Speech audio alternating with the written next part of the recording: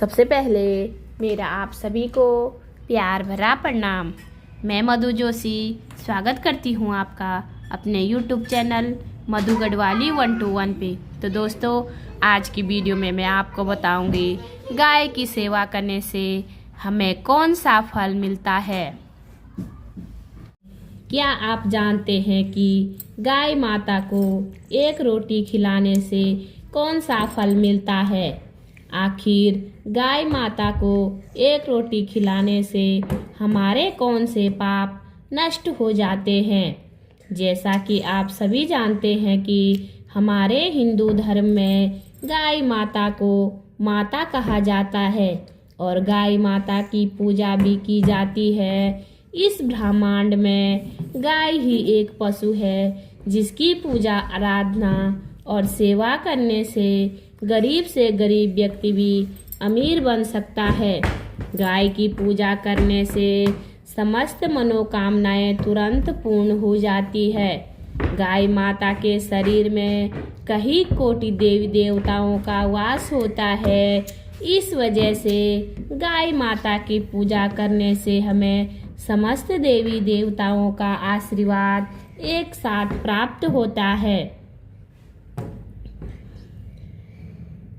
गाय माता को एक रोटी खिलाने से कौन सा फल मिलता है? गाय माता का वह कौन सा अंग है जिसे सिर्फ स्पर्श करने से ही व्यक्ति के सारे दुख दूर हो जाते हैं? और जो व्यक्ति गायों को दुख देता है, उन्हें मारता पीटता है, उन्हें कौन सा दंड मिलता है?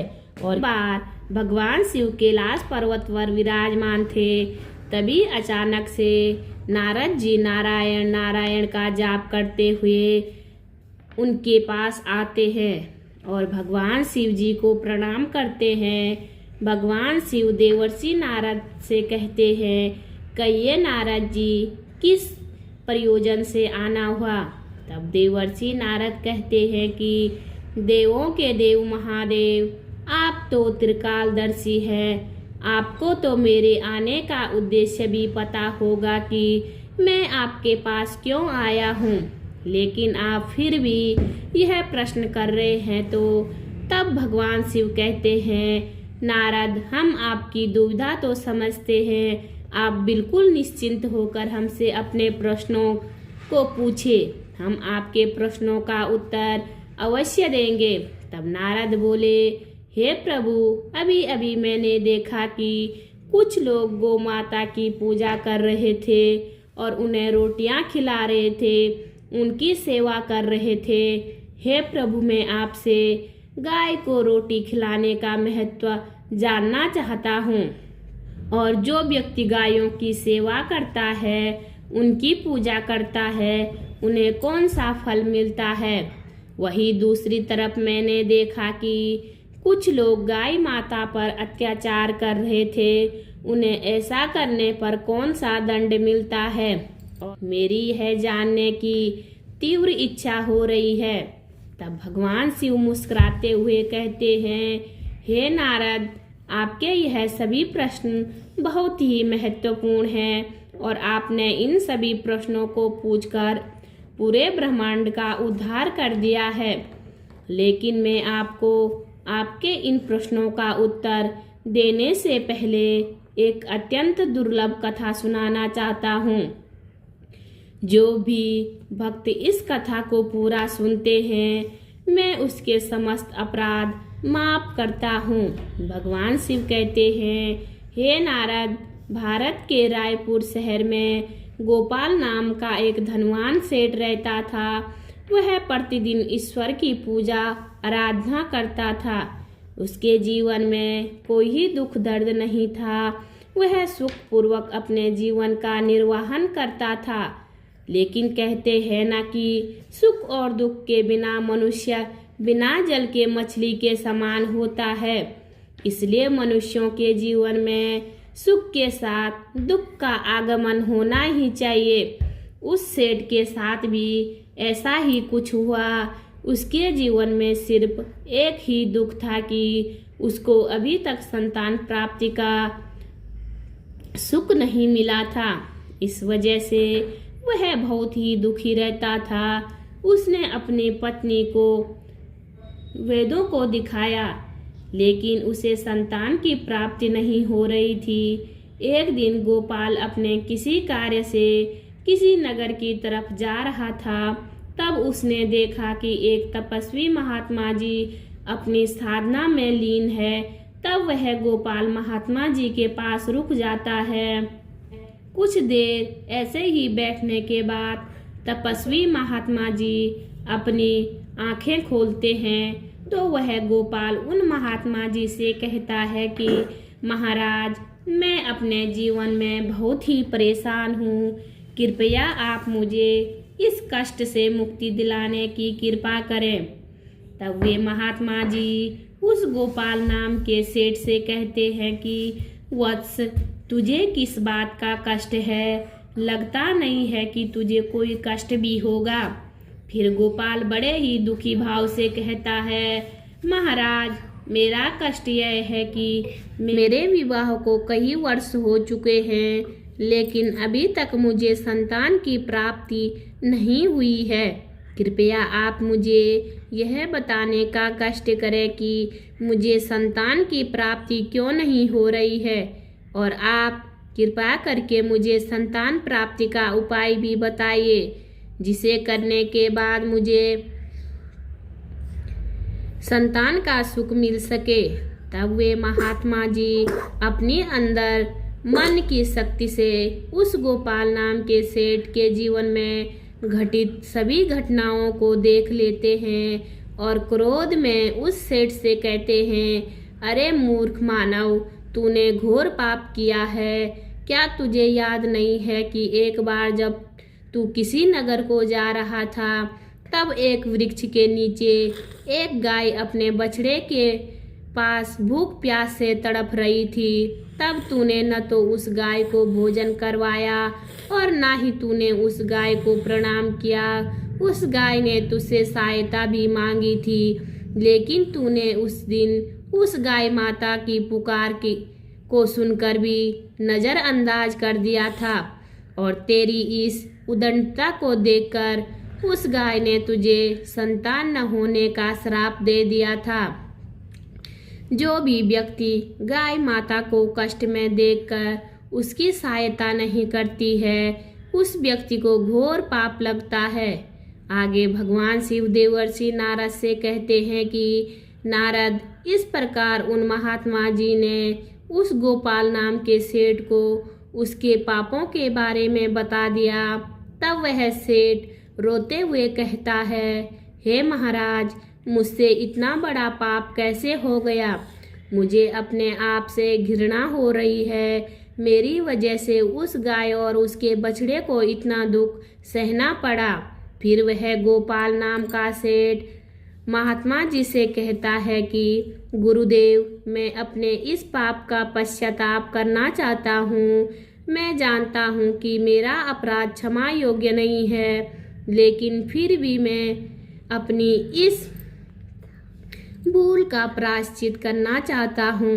कृपया करके आप मुझे इसका कोई उपाय बताइए, जिसे करने के बाद मुझे मेरे पापों से मुक्ति मिल सके। फिर वे महात्मा जी उस गोपाल नाम के सेठ से कहते हैं, हे गोपाल, तुम दुखी मत हो। इसका उपाय यह है कि तुम मेरे आश्रम के समीप रहने वाली कालंदी नाम की गाय की सेवा करो, उसकी पूजा आराधना करो। वह तुमको अवश्य ही पुत्र का आशीर्वाद देगी। फिर वे महात्मा जी गोपाल को एक मंत्र जाप करने के लिए कहते हैं और कहते हैं कि तुम्हें इस मंत्र का जाप करना है। अगर पहली बार मंत्र का जाप करने से वह कालंदी नाम की गाय तुम्हारे पास आ जाती है तो तुम्हें पुत्र की प्राप्ति अवश्य होगी, और अगर वह गाय किसी वजह से तुम्हारे पास नहीं आती है तो अवश्य ही तुझसे पृथ्वी की सारी गाय माताएं रुष्ट हो गई है। तब वह सेठ उस मंत्र का जाप करने लगता है। उसके पहली बार ही मंत्र का जाप करते ही वह कालंदी नाम की गाय उस आश्रम में उस गोपाल नाम के सेठ के पास आने लगती है। उस गाय को आता देखकर वे महात्मा जी बोले, हे वत्स, तू देख, तेरे केवल एक बार ही मंत्र जाप करने से ये कालंदी नाम की गाय स्वयं चलकर तुम्हारे पास आ गई है, तो बहुत ही भाग्यशाली है। यह गाय निश्चित ही तेरे सभी दुखों को दूर कर देगी। तू इस गाय को वन में चराकर इसकी सेवा करना, जंगल में रहने वाले हिंसक पशुओं से इसकी रक्षा करना, और अपनी पत्नी से भी कह देना कि वह भी इस गाय की सेवा करें और पूजा आराधना भी करें, जिससे प्रसन्न होकर यह गाय तुझे संतान प्राप्ति का आशीर्वाद प्रदान करें। फिर वह गोपाल उन महात्मा जी को प्रणाम करके उस गाय को अपने साथ लेकर घर जाता है और अपनी पत्नी से कहता है कि भाग्यवान हमें संतान के लिए इस गाय की सेवा करनी है। श्रोताओं, आगे भगवान शिव कहते हैं कि हे नारद, उसके दूसरे दिन सुबह होते ही उस गोपाल सेठ की पत्नी उस गाय की पूजा करती है और उसे कुछ रोटियां खिलाती है। फिर वह सेठ उस गाय को चराने के लिए वन में लेकर जाता है और उस वन में पहुंचकर वह सेठ उस गाय को हरी घास खिलाने लगता है। और जब वह गाय किसी वृक्ष के नीचे विश्राम करने के लिए बैठती है तो वह सेठ भी उसके साथ बैठ जाता है और विश्राम करने लगता है। फिर वह गोपाल नाम का सेठ उस गाय के शरीर पर बैठी हुए मच्छर मक्खियों को हटाने लगता है और हाथों से उसके मस्तक को सहलाने लगता है। इस प्रकार से उस सेठ को उस गाय की सेवा करते हुए जब शाम हो जाती है तो गोपाल उस गाय के साथ अपने घर लौट आता है। घर पहुंचते ही वह गाय जब अपनी पूंछ से धूल उड़ाती है तो गोपाल का घर पवित्र हो जाता है और उसके सभी पाप नष्ट हो जाते हैं। फिर गोपाल की पत्नी उसकी विधि पूर्वक पूजा आराधना करती है और उसके चरणों में कई बार मस्तक झुकाकर प्रणाम करती है। फिर उस गाय से प्रार्थना करती है और हाथ जोड़कर वह उसके आगे खड़ी हो जाती है। वह गाय उस गोपाल सेठ की पत्नी की पूजा को स्वीकार कर लेती है और गोपाल की पत्नी पर अपनी दृष्टि डालकर उसके सभी दोष समाप्त कर देती है। गाय की दृष्टि पड़ते ही उस सेठ की पत्नी पवित्र हो जाती है। प्रकार से उस गोपाल सेठ को उस गाय की सेवा करते करते 28 दिन बीत जाते हैं। फिर 29वें दिन जब गोपाल उस गाय को लेकर वन में चला जाता है और उस वन में पहुंचकर वह गाय वन के बीच में चली जाती है, जहां पर कई सारे पेड़ पौधे, झाड़ियां और बड़ी बड़ी घास थी। वह गाय एक झाड़ी के पीछे छिपकर घास चरने लगती है। इतने में ही एक शेर पीछे से आकर उस गाय को बलपूर्वक दबोच लेती है। गोपाल को शेर के आने की आहट तक नहीं होती। उस शेर ने गाय को दबाने के कारण वह गाय दर्द भरे स्वर में जोर से बोलने लगती है कि सेठ मेरी रक्षा करो, सेठ मेरी रक्षा करो। जैसे ही गोपाल उस गाय की आवाज़ सुनता है वैसे ही वह दौड़ता हुआ उस गाय के पास पहुंच जाता है और वह देखता है कि एक भयंकर शेर ने गाय को बलपूर्वक दबा रखा है। इस वजह से उस गाय की आंखों से आंसुओं की धारा बह रही थी। गोपाल बहुत ही दुखी हो जाता है और एक हाथ में डंडा उठा लेता है। आगे भगवान शिव कहते हैं, हे नारद, जब गोपाल डंडा उठाता है उस समय वह उस शेर की तरफ नहीं देख रहा होता, लेकिन गोपाल जब उस शेर की तरफ देखता है तो उस शेर की दृष्टि पड़ते ही डर के मारे गोपाल का शरीर कांपने लगता है। उसकी सारी शक्ति क्षीण हो जाती है। फिर वह शेर गोपाल से ऊंची आवाज में कहने लगता है कि मेरे ऊपर प्रहार करना तुम्हारे बस की बात नहीं है, क्योंकि भगवान शिव मेरे ही पीठ पर पैर रखकर नंदी पर बैठते हैं। इसलिए तू मुझे मारने की चेष्टा मत कर और यहाँ से लौट जा। शायद ईश्वर ने इस गाय को भोजन के रूप में मुझे भेंट किया है, इसलिए तुम मुझे परेशान मत करो और अपनी जान बचाकर तुरंत यहाँ से निकल जाओ। फिर गोपाल उस शेर से कहता है, कृपया आप इस गाय को न मारें। ये गाय एक बहुत ही तपस्वी महात्मा जी ने मुझे मेरे सभी मनोरथ पूर्ण करने के लिए दिया है। कृपया आप इसकी हत्या ना करें, क्योंकि इसकी हत्या करने पर तुम्हें महापाप लगेगा और इसका एक छोटा सा बछड़ा भी है जो घर पर इसका इंतजार कर रहा है। महात्मा जी ने मुझे इस गाय की रक्षा और सेवा करने का आदेश दिया है। मैं इस गाय को छोड़कर कहीं नहीं जा सकती। तुम भगवान शिव के सेवक हो, इसलिए तुम्हारे हाथ में इस गाय को छुड़ाना मेरे लिए असंभव है।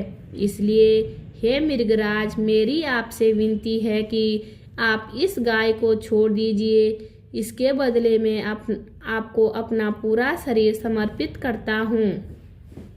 आप मुझे खाकर अपनी भूख शांत कर लीजिए। इससे उन महात्मा जी के आदेश का पालन भी हो जाएगा और मेरे द्वारा गाय की रक्षा भी हो जाएगी। साथ ही साथ गाय माता की रक्षा के लिए प्राण त्यागने से मुझे स्वर्ग की प्राप्ति हो जाएगी। इतना कहकर गोपाल उस शेर के सामने हाथ जोड़कर और आंखें बंद करके बैठ जाता है। फिर अचानक से गोपाल के कानों में एक स्वर सुनाई देने लगता है कि हे पुत्र उठो, मैं तुम्हारी सेवा से बहुत ही प्रसन्न हूँ। यह सुनकर गोपाल उठकर खड़ा हो जाता है और वह अपने सामने उस गाय को देखता है और मन में सोचते हुए कहता है, वह शेर कहीं दिखाई नहीं दे रहा जिसने आपको बलपूर्वक दबा रखा था। तब वह गाय गोपाल से कहने लगती है, पुत्र, मैं ही अपनी माया से शेर का रूप धारण कर लिया था। मैं तुम्हारी परीक्षा लेना चाहती थी। मैं देखना चाहती थी कि संकट पड़ने पर तुम अपने प्राण बचाते हो या मेरे। यह मैंने कैसे किया, यह तो यमराज भी नहीं जान सकता। लेकिन तुम मेरी परीक्षा में सफल हो गए हो। तुम मेरे प्राणों की रक्षा के लिए अपने प्राण संकट में डालने के लिए तैयार हो गए थे, इसलिए मैं तुम पर बहुत प्रसन्न हूँ। अब तुम कहो, तुम्हें कौन सा वरदान चाहिए? मैं अवश्य ही तुम्हारी मनोकामना पूर्ण करूँगी। वह गोपाल नाम का सेठ कहता है, गो माता, मेरी केवल एक मनोकामना यह है, यदि आप मुझ पर प्रसन्न हैं तो मुझे संतान प्राप्ति का सुख प्रदान कीजिए। फिर गाय ने कहा, हे पुत्र, तुम एक पत्ते के धोने में मेरा दूध लेकर अपनी पत्नी के साथ ग्रहण करो। इससे तुम्हें धर्म का पालन करने वाली संतान की प्राप्ति होगी। वह गोपाल नाम का सेठ कहने लगता है कि हे गो माता, मैं आपके मधुर वचनों को सुनकर बहुत प्रसन्न हूँ। अब आप मेरे साथ मेरे घर चलिए। मैं आपकी पूजा करके आपको भोजन कराता हूँ और सभी प्रकार के अनुष्ठानों को पूरा करके आपके अमृत समान दुग्ध का पान करता हूँ। उसके बाद वह गोपाल नाम का सेठ उस गाय को अपने साथ लेकर अपने घर को चला जाता है। घर पहुंचने पर उस सेठ की पत्नी उस गाय की पूजा पाठ करने लगती है। तब उस गाय ने गोपाल की पत्नी से कहा, हे पुत्री, तुम मेरी पीठ को स्पर्श करो। इससे तुमको अत्यंत गुणवान धर्म करने वाली संतान की प्राप्ति होगी। फिर उस सेठ की पत्नी ने गाय की पीठ को स्पर्श किया। गोपाल और उसकी पत्नी गाय की विधि पूर्वक पूजा आराधना करते हैं और उस गाय माता के अमृत के समान दूध को प्रसाद समझकर ग्रहण करते हैं। फिर वे दोनों उन महात्मा जी के पास पहुंच जाते हैं तभी महात्मा जी उन दोनों को खुश देखकर कहने लगते हैं, हे गोपाल, अब यह गाय तुम दोनों से बहुत ही प्रसन्न है। अब तुम्हारी सभी मनोकामनाएं अवश्य ही पूर्ण हो जाएंगी। कथा को सुनाते हुए भगवान शिव कहते हैं, हे नारद, जो भी मनुष्य गाय की सेवा करता है, उसे भोजन खिलाता है, उसकी पूजा आराधना करता है, उसकी सभी मनोकामनाएं पूर्ण हो जाती है। और जो भी व्यक्ति गाय की रक्षा करता है, वह कभी भी गरीब नहीं रहता। मृत्यु के बाद उस व्यक्ति को सीधा स्वर्ग की प्राप्ति होती है और उस व्यक्ति को भगवान भोलेनाथ के साक्षात दर्शन प्राप्त करने का सौभाग्य मिलता है। जो भी व्यक्ति श्रद्धापूर्वक गाय का दूध पीता है, उसे कभी कोई बीमारी नहीं होती। और जो भी व्यक्ति गाय की पीठ को स्पर्श करता है, उसके सभी पाप तुरंत ही नष्ट हो जाते हैं। शिव जी कहते हैं, नारद, जो व्यक्ति गाय को एक रोटी खिलाता है, वह व्यक्ति नरक की वैतरणी नदी को गाय की पूंछ पकड़कर पार कर लेता है। इतना करने से ही मनुष्य सभी ऐश्वर्य और यश को प्राप्त कर लेता है। वह व्यक्ति कभी भी गरीब नहीं रहता। इसलिए हमें गाय माता की सेवा अवश्य करनी चाहिए, क्योंकि ऐसा करने से मनुष्य को 7 पीढ़ियों तक मनुष्य योनि में जन्म लेने का सुख प्राप्त होता है। गाय माता की सेवा करने वाले व्यक्ति रंक से राजा भी बन सकता है। भगवान शिव देवर्षि नारद से कहते हैं, इस प्रकार गोपाल के द्वारा उस गाय की सेवा करने से उसे एक पुत्र की प्राप्ति होती है। आगे भगवान शिव कहते हैं, नारद, अब आपको आपके पहले प्रश्न का उत्तर मिल गया होगा। और आपका दूसरा प्रश्न था, जो व्यक्ति गायों को मारता पीटता है, उसे कौन सा दंड मिलता है। तो मैं आपको बताता हूँ कि उन व्यक्तियों को ऐसा करने पर सीधा नरक की प्राप्ति होती है। और ऐसे व्यक्तियों को नरक के देवता यमराज जी कई वर्षों तक खोलते हुए तेल के घड़े में पकाते हैं।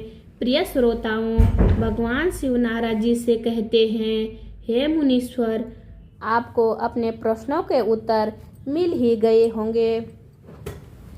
बोलिए गाय माता की जय। उम्मीद करती हूँ आपको वीडियो पसंद आई होगी।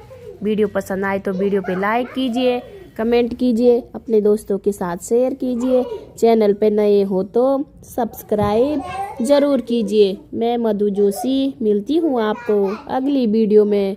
तब तक के लिए बाय बाय, धन्यवाद।